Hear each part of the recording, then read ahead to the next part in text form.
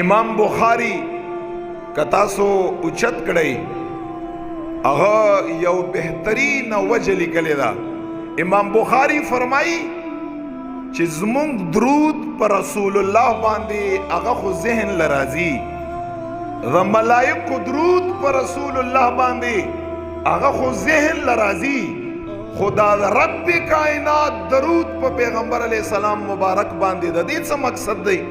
چې رب وایي چې زم پر رسول الله باندې درود وایما. رب څنګه درود پې وایي؟ نو ډېر علماو ډېرې خبرې لیکلي دي، خو زار ته امام بخاری رحمت الله تعالی علیه المتوفا 256 ہجری دا هغې خبر ارته بیانوما. امام بخاری فرمائی رب کائنات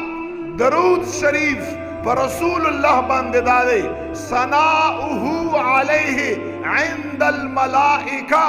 امام بخاری فرمائی درود در رب کائنات پر رسول اللہ باندې دادے چې الہ العالمین ہر وقت د فرشتو په وړاندې د پیغمبر علیہ السلام ثنا او صفت بیانوي.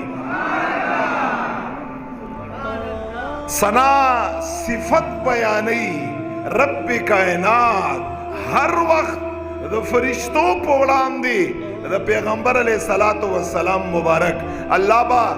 ثنا د پیغمبر علیہ السلام بیانوي، صفت به د پیغمبر علیہ السلام بیانوي. کله به فرشتو ته فرمایي څومره ښایسته مخ مبارک یې دی، څومره ښایسته سترګې مبارک یې دي، څومره ښایسته خبرې اواز مبارک یې دی، څومره ښایسته یې کلام دی، څومره ښایسته یې دین دی، څومره ښایسته یې اسلام دی، څومره ښایسته یې اخلاق دي، څومره ښایسته یې رحم او شفقت دی، څومره ښایسته د پیغمبر علیہ السلام میل ملاف دی، څومره ښایسته یې زلفان دي، څومره ښایسته د نبی علیہ السلام هر یو ادا ده. رب کائنات په دغه خبرو کې مشغول دی. د زما او د ستا نه بهتر ټولګی د فرشتو ټولګی په اسمانونو کې په عرش عظیم باندې چې رب کائنات د محبوب علیہ السلام دا ثناګانې بیانوي، دا صفتونه بیانوي او بیا یې رب بیانوي. نو اے د پیغمبر علیہ السلام امتیانو